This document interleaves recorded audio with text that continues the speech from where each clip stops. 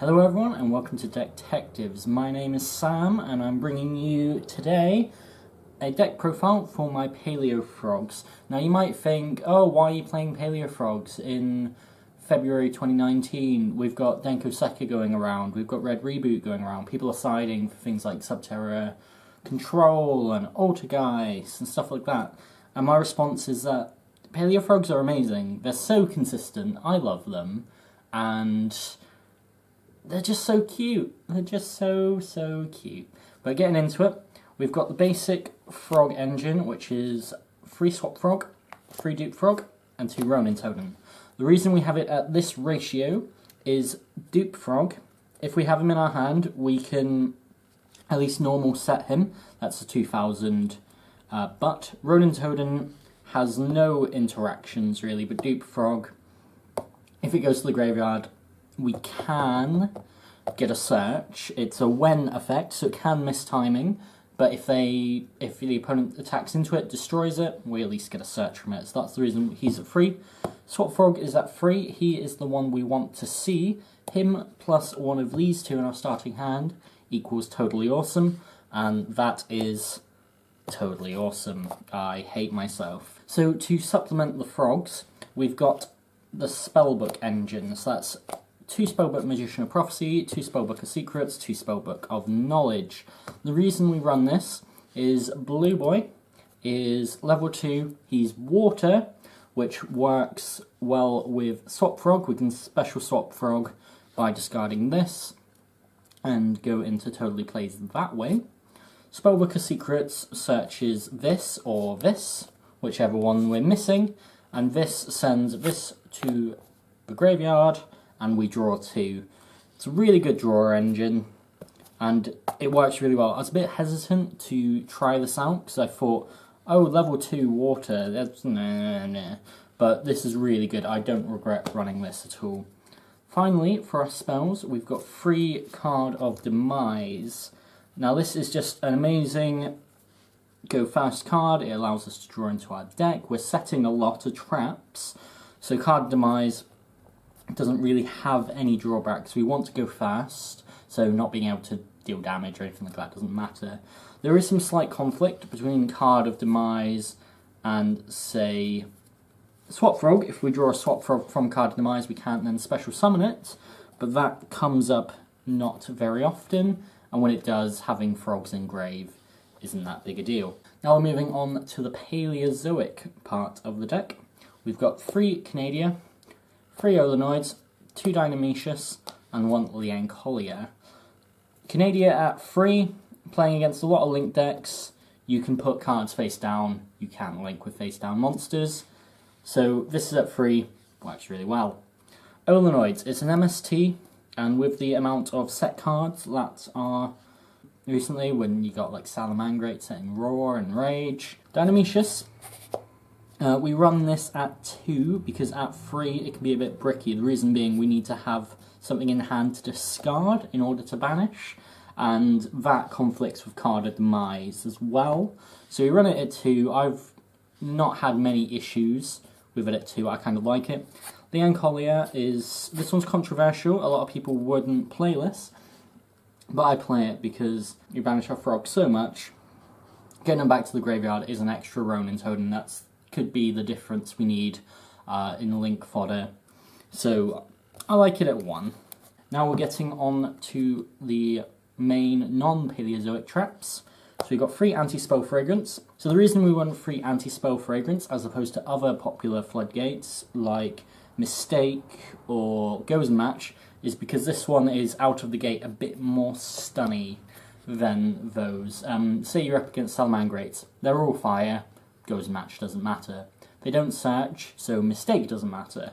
But pretty much every deck you might want to go up against, bar say True Draco or something, Anti-Spell is going to affect them. We've got 3 Lost Wind. This is budget impermanence, but it also has something over impermanence which impermanence can't do, in that you can use it twice.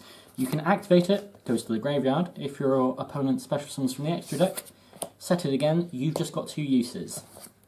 I love Lost Wind. It's a permanent effect negation, which is also something that impermanence isn't, and it reduces the target monster's attack by half, which is really, really good in this deck because a lot of our monsters aren't super high attack. Swap Frog is 1,000, so face summon an 1800 monster, we lost wind it, they then can't be over Swap Frog. We've got 3 Solemn Strikes. This is amazing. I love Solemn Strike and I run it in any deck that I can. We've got 2 Storming Mirror Force. I would run this at 3, but I don't have the space for it. The reason I run Storming Mirror Force is because no one expects battle traps. Say your opponent summons a Borrow Sword. Decides you're attacking, Storming. Bye-bye. Borrow Load. Bye-bye. Anything that could be a problem can be hit by Storming Mirror Force. It doesn't target, it doesn't destroy, it returns monsters to the hand. This is amazing, I love this card and people should run it. 2 Reckless Greed. This is extra draw power. I do run a lot of draw power in this deck, admittedly. You've got Card Demise, you've got the Spellbook Engine, we got Reckless Greed. I was a bit hesitant at running it because I was like, oh, I don't want to lose 2 draw phases. But it doesn't actually come up that often, so it's not that much of an issue. Finally, we have Imperial Order. This is a one-of, this is a blowout card. If this comes up against, say, Sky Strikers, or Lunar Lights, or a Pendulum deck, that's it, that's game. Imperial Order is amazing. I love this. The paying 700 life points during the standby phase is a bit steep, but more often than not, this has won me more games than it has lost me games. Now, moving on to the extra deck, we'll start with links. We've got 2 Mistar Boy, 2 Mistar Boys, and a Toad is exactly 8,000 damage, so that's why we run him. We've got Summon Sorceress, being able to tutor out Aqua water monsters from the deck, really, really good. Topologic Trisbania, if we're in time, being able to deal a tiny bit of burn damage is really, really good. And Borrello Dragon for going second. This deck doesn't like going second, it likes to go first, but if we have to go second, we've got a Borrow Load in order to be able to do that. Moving on to XEs, we've got 3 Totally Awesomes. This is the boss monster of the deck, and he's super cute. He requires 2 level 2 Aqua monsters to make, and he's a once per turn negate, destroy, and set to your field of your opponent's cards. So I love, say, they play Pot of Desires. Negate, destroy, set it, more draw power. Toad is amazing, and I love him. Then we're moving on to the generic kind of rank 2s. We've got Sky Cavalry Centaurea, the Phantom Knights of Cursed Javelin. Number 45, Crumble Logos, the Prophet of Demolition. Cat Shark, Paleozoic Opabinia, and Paleozoic Anomalocaris. So we'll start with Sky Cavalry Centaurea. This card cannot be destroyed by battle, it has Xyz material. Sick. At the end of the damage step, if this card battles an opponent's monster, you can detach 1 material from this card, return that opponent's monster from the field to the hand. This is another non-destruction removal. It's really good, a 2000 attack, going second. If there's something on the board we can't get over, this is good. Phantom Knights of Cursed Javelin is a similar kind of effect. It requires 2 level 2 monsters, you detach a material and make an opponent's monster 0 attack and negate its effects for the turn. If there's something scary that I can't quite beat over, make it 0, beat it. Crumble Logos, the Prophet of Demolition.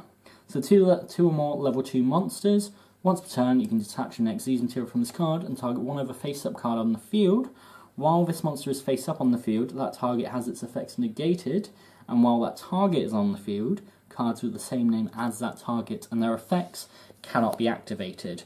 This is really good if you're up against a combo deck that requires kind of abusing a card. We've got Cat Shark, 2 level 2 monsters. While this card is an Xyz material attached that was originally water, all our level 2s are water. This cannot be destroyed by battle. Once per turn, during either player's turn, you can detach an Xyz material from this card, and target a rank 4 or lower Xyz monster you control, its attack and defense becomes double its original attack and defense to the end of the turn. That, combined with Totally, makes this a 4400 beater, which there's not a lot that wouldn't be able to beat over, really, outside of, say, Utopia of the Lightning, or something like that. Then finally, we've got Paleozoic Opabinia and Anomalocaris. So Opabinia, this card is unaffected by other monster effects, and now I can activate Paleozoic trap cards from the hand. If this card is an Xyz material, I can search one material and search a Paleozoic trap from the deck to the hand. What I like to do, if you make this out of, say, Duped Frog and a Leancolia, like that, detach the non-trap first, so that you get 2 searches out of it. And Anomalocaris, this card is unaffected by other monsters' effects, and once per turn, if a trap card is sent from your spell or trap zone to the graveyard, excavate the top card of your deck. If it's a trap card, add it to the hand, otherwise send it to the graveyard. That works to help us draw into cards, and if you have these 2 out on the field, you can draw a trap. If it's a Paleozoic trap, which we run a lot of, you can activate it from hand, and then also it has a secondary effect that once per turn during either player's turn, if it has a trap card as Xyz material, you can detach 1 Xyz material from this card, target a card on the field, and destroy it. So it's a slightly lesser Trident, but it's 2400 beta. I have won games with this. It doesn't come up very often because this requires free materials. Quite often I'd rather go into, say, Totally Awesome and the Mistar Boys for the OTK, or something like that. But it does come up, and it's a good card, which is why I like to run it. So thank you very much for watching this video. If you liked it, give it a thumbs up and subscribe to the channel. Thank you very much for watching. If you've got any other hidden texts or any questions, be sure to leave them down in the comments below and I will try to answer them or give opinions. Thank you very much for watching. Have a good one, guys. Bye-bye.